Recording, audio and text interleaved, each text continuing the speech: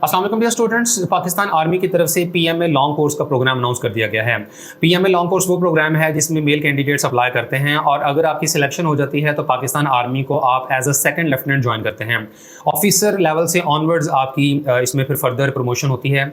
ये अच्छा प्रोग्राम है जो कि साल में 2 मरतबा अनाउंस किया जाता है। एक मरतबा तो इसकी अनाउंसमेंट होती है अक्टूबर नवंबर में और दूसरी मरतबा ये अनाउंस होता है अप्रैल के मंथ में। और अप्रैल के मंथ का जो 2025 वाला बैच है that is 156 PMA long course, तो इसकी अनाउंसमेंट कर दी गई है। और पीएमए लॉन्ग कोर्स के थ्रू आप सेकंड लेफ्टिनेंट के तौर पर ज्वाइन करते हैं, जिसके बाद फर्दर आपकी प्रमोशन होती है एज लेफ्टिनेंट, फिर captain, major, lieutenant colonel, colonel, brigadier, major general, lieutenant general और जनरल लेवल तक भी। अब पाकिस्तान आर्मी की तरफ से मुख्तलिफ प्रोग्राम्स अनाउंस होते हैं जिनमें आप ग्रेजुएशन की बुनियाद पर कैप्टन या इवन डायरेक्ट मेजर के लिए भी अप्लाई कर सकते हैं।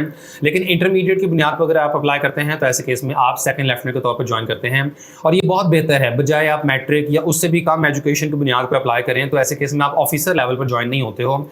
सेकंड लेफ्टिनेंट मिनिमम है, इसके थ्रू अगर आप ज्वाइन करते हैं तो उसके बाद फिर नेक्स्ट इंशाल्लाह आप ऑफिसर रैंक पर ही रहेंगे और आपकी प्रमोशन होगी on the basis of your performance as well as your education. तो पाकिस्तान आर्मी की ऑफिशियल वेबसाइट joinpakarmy.gov.pk पर आए तो यहाँ आपको पीएमए 156 बैच लॉन्ग कोर्स का ये नोटिफिकेशन नजर आ जाएगा, जिसकी ऑनलाइन रजिस्ट्रेशन 1 जून 2025 तक कंटिन्यू रहेगी। और इसी होम पेज पर इसकी फर्दर डिटेल्स भी दी हुई हैं। पीएमए 156 लॉन्ग कोर्स, आपने अगर इसकी तफसीलात देखनी हो तो यहाँ क्लिक करें। अप्लाई करने के बाद जो एग्जाम स्लिप्स हैं वो आप यहाँ से डाउनलोड करेंगे और ऑनलाइन अप्लाई आप इस लिंक से कर सकते हैं। तो पहले पीएमए लॉन्ग कोर्स की तमाम तफसीलात देख लेते हैं कि इसमें कौन कौन स्टूडेंट्स अप्लाई कर सकते हैं। सबसे पहले तो ये कि आपकी उम्र 17 से 22 साल के दरमियान होनी चाहिए। आपने ये जो एज है ये 1 नवंबर 2025 के मुताबिक कैलकुलेट करनी है। 17 साल से कम उम्र और 22 साल से ज्यादा उम्र वाले कैंडिडेट्स अप्लाई नहीं कर सकेंगे। दूसरी इसमें कंडीशन ये है कि आपका मैरिटल स्टेटस अनमैरिड होना चाहिए, यानी आप गैर शादीशुदा हों। लेकिन सिर्फ एक सूरत है कि अगर आप आर्म फोर्सेज के सर्विंग पर्सनल हैं और आपकी उम्र 20 साल से ज्यादा है और अगर आप मैरिड भी हैं तो भी अप्लाई कर सकते हैं। सिर्फ मेल कैंडिडेट्स ही अप्लाई कर सकते हैं, फीमेल्स पीएमए लॉन्ग कोर्स के लिए एलिजिबल नहीं होती हैं। मिनिमम हाइट 5 फीट 4 इंचेस जो कि 162.5 सेंटीमीटर बनता है और वेट बॉडी मास इंडेक्स के मुताबिक होना चाहिए। ये बॉडी मास इंडेक्स आपको इजीली गूगल से मिल जाएगा। इसमें सिंपल एक रेंज बताई गई होती है कि आपके हाइट के मुताबिक आपका एक मुनासिब रेंज में वजन होना चाहिए। अगर आपका वजन बहुत ज़्यादा या बहुत कम नहीं है तो आप इजीली बॉडी मास इंडेक्स को कवर कर लेंगे। पीएमए लॉन्ग कोर्स के प्रोग्राम की ये रजिस्ट्रेशन 25 मार्च से शुरू हो चुकी है और अप्लाई करने की डेडलाइन है 1 जून 2025। और इसके बाद जो प्रीलिमिनरी टेस्ट हैं ये होंगे 9 मई से लेकर 4 जुलाई तक, यानी जो स्टूडेंट्स पहले अप्लाई कर लेंगे तो उनके टेस्ट 9 मई से शुरू हो जाएंगे और जो बिल्कुल एंडिंग डेट्स तक अप्लाई करते हैं तो उनके फिर जो टेस्ट हैं ये होंगे जून के मंथ में। तो आप लोग अकॉर्डिंगली अप्लाई कर लें। और इसके अलावा जो नेशनैलिटी है इसमें ये कि पूरे पाकिस्तान के किसी भी प्रोविंस या डिस्ट्रिक्ट के डोमिसाइल होल्डर कैंडिडेट्स अप्लाई कर सकते हैं। आज़ाद जम्मू कश्मीर और गिलगित बल्तिस्तान के डोमिसाइल होल्डर भी अप्लाई कर सकते हैं। डुअल नेशनैलिटी के केस में आपको पाकिस्तानी के अलावा दूसरी नेशनैलिटी सिलेक्शन के बाद सरेंडर करनी होगी। इसके बाद एजुकेशनल क्वालिफिकेशन की बात करें तो कैंडिडेट्स इंटरमीडिएट की बुनियाद पर अप्लाई कर सकते हैं और ऐसे केस में 1 नवंबर 2025 के मुताबिक उम्र 17 से 22 साल के दरमियान होनी चाहिए और अपर और लोअर एज लिमिट्स में 3 माह तक की रिलैक्सेशन दी जा सकती है। इसके अलावा जो कैंडिडेट्स ग्रेजुएट होते हैं जिन्होंने 2 साल ग्रेजुएशन की है, यानी बीए बीएससी किया हुआ है या एसोसिएट डिग्री प्रोग्राम किया है, और इसके अलावा जो पाकिस्तान नेवी और पाकिस्तान एयरफोर्स के सर्विंग पर्सनल हैं तो इनके लिए एज लिमिट डिफरेंट है, दैट इज 17 टू 23 ईयर्स। और कैलकुलेट आपने अगेन 1 नवंबर 2025 के मुताबिक ही करना है। अपर और लोअर एज लिमिट्स में 3 माह की रिलैक्सेशन है। फिर ऐसे कैंडिडेट्स भी होते हैं जिन्होंने 4 साल ग्रेजुएशन की हुई है, यानी बीएस किया है या बीए ऑनर्स है, इसके अलावा बीबीए बीपीए या कोई भी 4 साल या 5 साल डिग्री प्रोग्राम किया हुआ है। तो ऐसे केस में जो एज लिमिट है ये 17 से 24 साल के दरमियान है, लेकिन अपर और लोअर एज लिमिट्स में आपको कोई रिलैक्सेशन नहीं मिलेगी। और जो सर्विंग आर्मी सोल्जर्स हैं इनके लिए एज लिमिट 17 से 25 साल के दरमियान है। इसके बाद मिनिमम मार्क्स की अगर बात करें तो कैंडिडेट्स के एफए, एफएससी या इक्वलेंट एग्जामिनेशन में कम से कम 55% मार्क्स होने लाजमी हैं। ताहम ऐसे कैंडिडेट जो ग्रेजुएशन की बुनियाद पर अप्लाई कर रहे हैं जिन्होंने BA BSc, BA BSc honours या बीबीए बीपीए वगैरह किया हुआ है और कम से कम 60% मार्क्स लिए हुए हैं, तो ऐसे केस में अगर इनके एफएफएससी में कम से कम 50% नंबर भी हैं तो भी ये पीएमए लॉन्ग कोर्स के लिए अप्लाई कर सकते हैं, क्योंकि इन्हें ग्रेजुएशन करने की बुनियाद पर इंटरमीडिएट के मार्क्स में 5% रिलैक्सेशन दी जा रही है। लेकिन अगर आप इंटरमीडिएट की बुनियाद पर अप्लाई कर रहे हैं तो फिर आपके कम से कम 55% मार्क्स ही होने लाजमी हैं। और सर्विंग आर्मी सोल्जर के केस में भी ऐसा ही है कि अगर इनके एफएफएससी में कम से कम 50% नंबर हैं तो ये अप्लाई कर सकते हैं।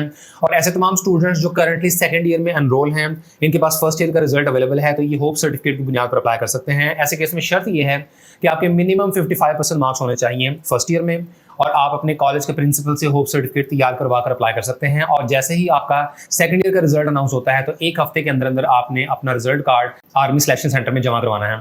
और ऐसे कैंडिडेट जिनके पास मैट्रिक, इंटरमीडिएट या बीए, बीएससी का ओरिजिनल सर्टिफिकेट अवेलेबल नहीं है और आपके पास डुप्लीकेट या रिवाइज्ड मार्कशीट या सर्टिफिकेट अवेलेबल है, तो ऐसे केस में आपको अपने मुतालिका बोर्ड या यूनिवर्सिटी के सेक्रेटरी या कंट्रोलर एग्जामिनेशन की तरफ से एक वेरिफिकेशन सर्टिफिकेट भी साइन करवाना होगा। ए लेवल के कैंडिडेट्स भी एलिजिबल हैं जिनका एग्रीगेट 55% मार्क्स के बराबर हो, और ए लेवल के कैंडिडेट्स को आईबीसीसी की तरफ से इक्वल सर्टिफिकेट भी तैयार करवाना होगा।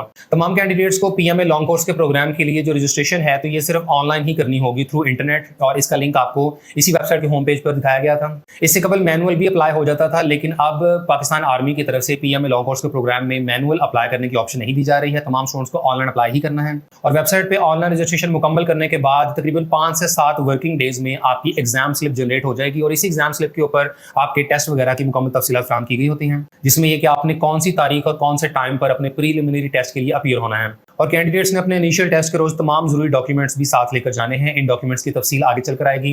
और चूंकि जो इनिशियल टेस्ट हैं ये कंप्यूटर पर होते हैं, तो कैंडिडेट्स के पास कंप्यूटर का वर्किंग नॉलेज होना चाहिए, यानी कम से कम इतना कंप्यूटर आपको जरूर चलाना आता हो कि आप ऑनलाइन टेस्ट ईजिली अटैम्प्ट कर सकें। और ऐसे कैंडिडेट जिन्होंने इससे कबल टेक्निकल कैडेट कोर्स के प्रोग्राम के लिए अप्लाई किया हुआ है, और अगर वो आप पीएमए लॉन्ग कोर्स के लिए अप्लाई करते हैं तो ये रिपीटर कैंडिडेट्स तस्वर किए जाएंगे। और तमाम रिपीटर कैंडिडेट्स को अपने मुतालिका army selection and recruitment centre में 9 मई से लेकर 23 मई तक प्रीलिमिनरी टेस्ट के लिए अपीयर होना होगा। और पीएमए लॉन्ग कोर्स में सिलेक्शन का जो प्रोसीजर है तो इसमें आईएसएसबी की तरफ से मॉड्यूल बेस्ड सिलेक्शन की जाती है। इसमें सबसे पहले जो आपकी प्रीलिमिनरी सिलेक्शन होती है, इसमें आपने रिटन टेस्ट देना होता है, इसके अलावा इंटेलिजेंस टेस्ट होता है, और writing of English and Urdu एसे।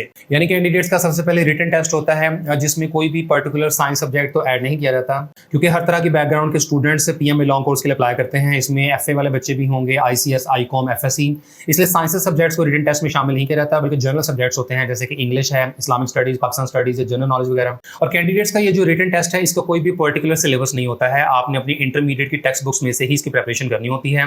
बाकी इसकी प्रिपरेशन के लिए आपको मार्केट से मुख्तलिफ गाइड्स भी मिल सकती हैं जिनसे आप इसकी तैयारी कर सकते हैं। इंटेलिजेंस टेस्ट के हवाले से भी मैं ये रिकमेंड करूंगा कि आप मार्केट से कोई अच्छी गाइड परचेज कर लें, जिसमें वर्बल और नॉन वर्बल एमसीक्यूज की मुकम्मल प्रिपरेशन करवा दी जाती है। इसके अलावा इंटेलिजेंस टेस्ट आपने देना होता है जिसमें वर्बल और नॉन वर्बल के एमसीक्यूज आते हैं, और इंग्लिश एंड उर्दू में आपने ऐसे लिखना होता है जिसका टॉपिक आपको दिया जाता है। इसके बाद आपका मेडिकल एग्जामिनेशन होता है उसी आर्मी सिलेक्शन रिक्रूटमेंट सेंटर में। फिर आपका फिजिकल टेस्ट होगा, और फिजिकल टेस्ट के बाद आपका इंटरव्यू लिया जाएगा बाय प्रीलिमिनरी सिलेक्शन बोर्ड।